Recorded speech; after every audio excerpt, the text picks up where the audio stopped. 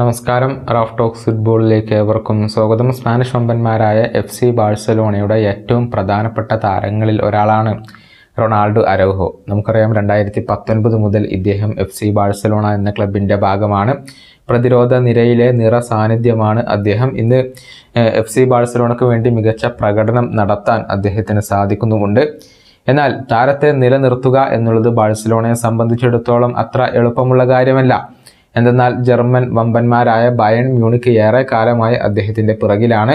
വരുന്ന summer transfer വിൻഡോയിൽ അദ്ദേഹത്തെ സ്വന്തമാക്കാൻ വേണ്ടിയുള്ള ശ്രമങ്ങളാണ് ഇപ്പോൾ ബയൺ മ്യൂണിക്ക് നടത്തിക്കൊണ്ടിരിക്കുന്നത്. അദ്ദേഹത്തെ ഒഴിവാക്കാൻ താല്പര്യമില്ല എന്നുള്ളത് FC ബാഴ്സലോണ അറിയിച്ചിരുന്നു. പക്ഷേ ബയൺ മ്യൂണിക്ക് അതിൽ നിന്നും പിൻവാങ്ങാൻ തയ്യാറായിട്ടില്ല. ഏറ്റവും പുതിയ റിപ്പോർട്ടുകൾ പ്രകാരം വലിയ ഒരു തുക തന്നെ താരത്തിന് വേണ്ടി ചിലവഴിക്കാൻ ഇപ്പോൾ ബയൺ മ്യൂണിക്ക് തയ്യാറായിട്ടുണ്ട്.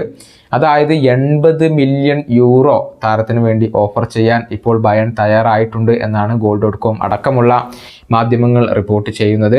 തോമസ് തുഷേൽ തൻ്റെ പ്രതിരോധത്തെ ശക്തിപ്പെടുത്താൻ ഉദ്ദേശിക്കുന്നുണ്ട്. അതുകൊണ്ട് തന്നെ വരുന്ന സമ്മറിൽ അവർ ഏറ്റവും കൂടുതൽ ലക്ഷ്യം വെക്കുന്നത് റൊണാൾഡോ അരൗഹോയെ തന്നെയാണ്.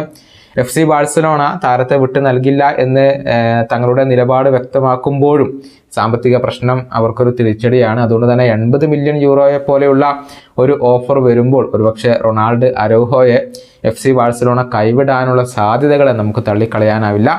ഏതായാലും ഈ ഒരു സൂപ്പർ താരത്തിൻ്റെ കാര്യത്തിൽ ബാഴ്സലോണ ഏത് രൂപത്തിലുള്ള ഒരു ഫൈനൽ ഡിസിഷൻ എടുക്കുമെന്നുള്ളത് കാത്തിരുന്നു കാണേണ്ട കാര്യമാണ്. ഈ വീഡിയോയുടെ അവസാനിപ്പിക്കുന്നു. വീണ്ടും കാണാം.